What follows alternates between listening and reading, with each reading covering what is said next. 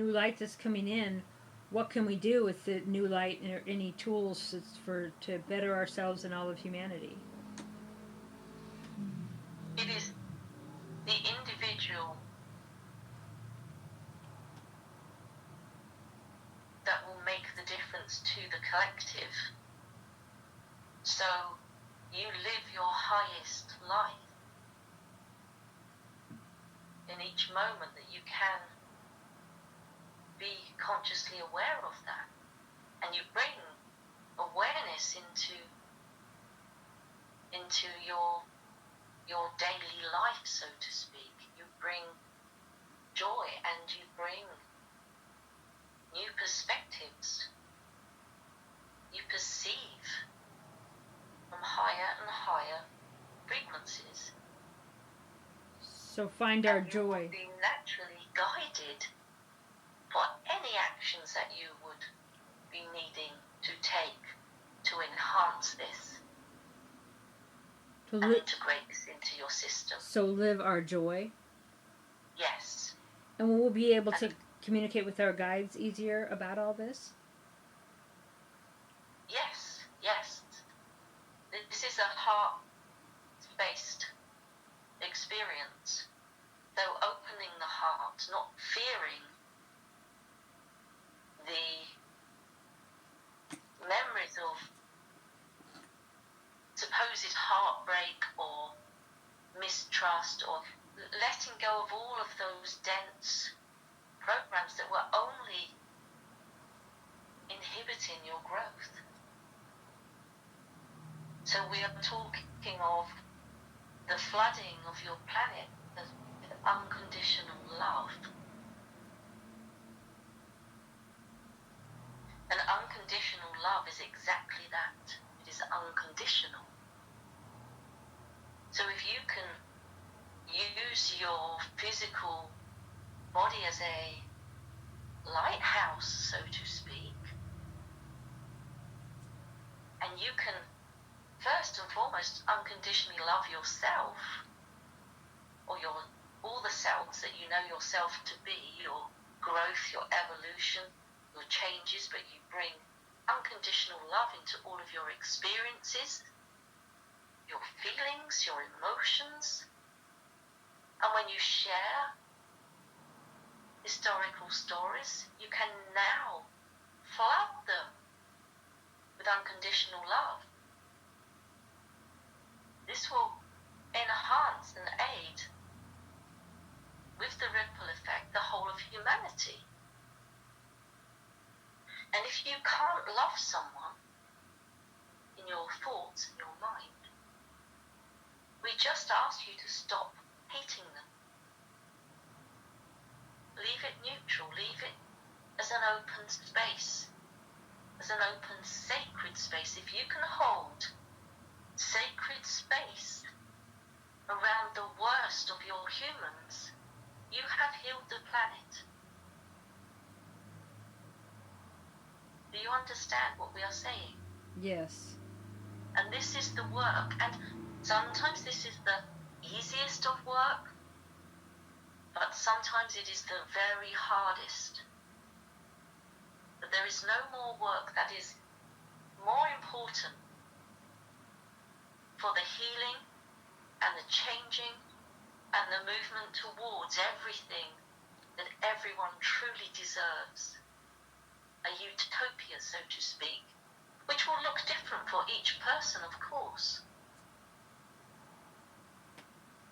But unconditional love is the key that opens that door to the biggest sweeping changes that all light workers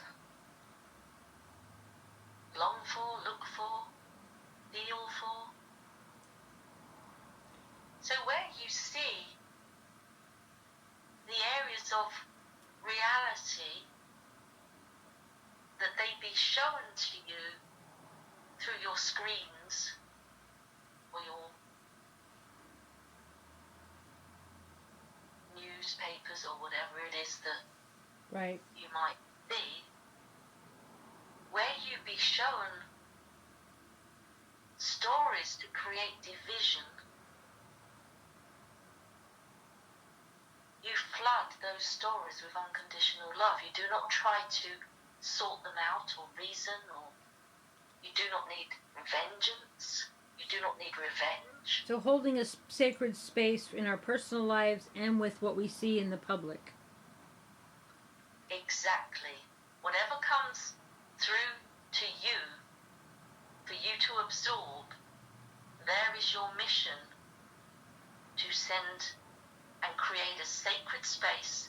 And like we said, if it is too painful at times, because it is too misunderstandable, and you cannot send actual love, you can create a sacred space around this area of difficulty. And you can leave it there for unconditional love to flood in from other means. But this is the healing. This is the biggest area of change, and you will be shocked at how much change happens so fast towards the light, towards less need to suffer. We would never say that if someone really makes the free will choice to suffer, we will not interfere, but they will not be coerced, manipulated, or unconsciously forced to suffer anymore. When you talk about sending unconditional love, is that, do we just visualize love going to them, or how do we do that? How would you think? If you can think of something that you don't love, someone you do not love. Right. Can you do that in this moment? Yeah. And you have reasons why you do not love them, yes? Right. Okay, so do you ever think that that person was a tiny little baby? Most likely. Most likely. Could have been yes. a clone, yeah, probably. Well, let's say that this person isn't a clone and they were a Right. tiny little baby. Yes. Could you love that baby if it was crying? Could you hug it? Yeah. Well, that's all you have to do. With those that you cannot love as adults, love them as children, love them as babies, because that is where they met their darkest moments too. So visualize that? Yes.